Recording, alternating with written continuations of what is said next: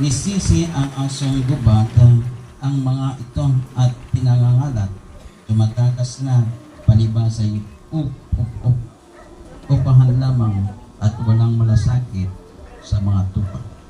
Ako ang mabuting pastor, kung paano nakikilala ako ng Ama, ay siyang nakikilala ko. Gayon din naman, nakikilala ko ang aking mga tupa at naway nakikilala nila. Ang inaalay ko ang aking buhay para sa mga tupa. Mayroon akong ibang tupa na wala sa kulungang ito. Kinakailangan siya ay alagaan ko rin. Pakikinggan nila ang aking tinig sa ngayon maging isa ang kawan at isa ang pastor. Dahil dito ay minamahal ako ng Ama sapagkat inaalay ko ang aking buhay upang ito'y kunin kong muli. Walang makakuha nito sa akin. Kusa ko itong ibibigay. Mayroon akong kapangyarihang ibigay ito kanino man ulit. Ito ang utos na tinanggap ko sa aking Ama. Ang mabuting balita ng Panginoon. Pinupuri ka namin, Panginoong Jesucristo. Kinilala ang Diyos.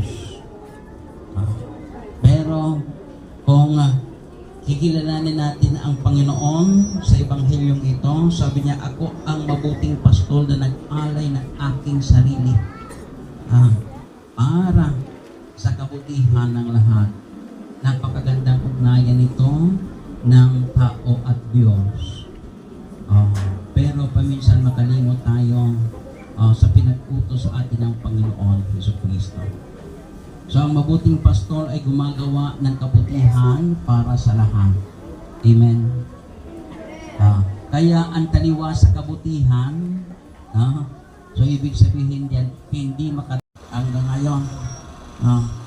Kaya nung na-assign ako sa Cebu, lumipat doon yung pangalan ko sa Cebu.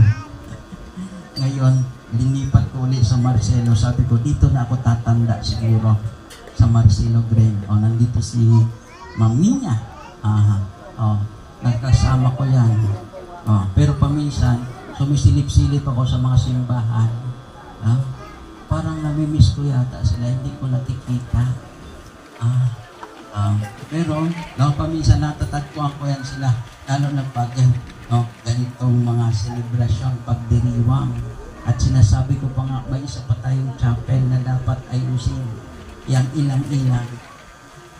Si Monsi ang magmimisa sa ilang-ilang. Pero sinabi ko na yun dati pa. Dahil yung bagong sipol, napagawa yun. Sabi ko,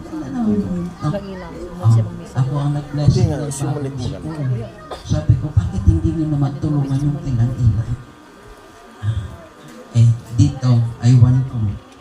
Dati, sabi nila, lalagyan ito dito na, para yatang may building dito.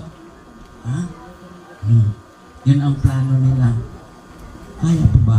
Kaya pa. Kasi yung mga, yung eskwela niya dyan, nakaya pa. Sila ang mga halimbawa, sandigan natin sa sambayanan. Kaya kilalanin nyo sila. Kasi ako, medyo, golden boy na rin kasi ako. Sabi ko, kung gusto nyo pumunta ng pagsanghan, basta magdala kayo ng 50,000, okay lang.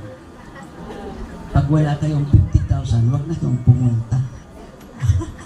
Joke lang yan. Pero parang may dating, no? Bakit? Dahil sa, siyempre, tulong natin sa gawain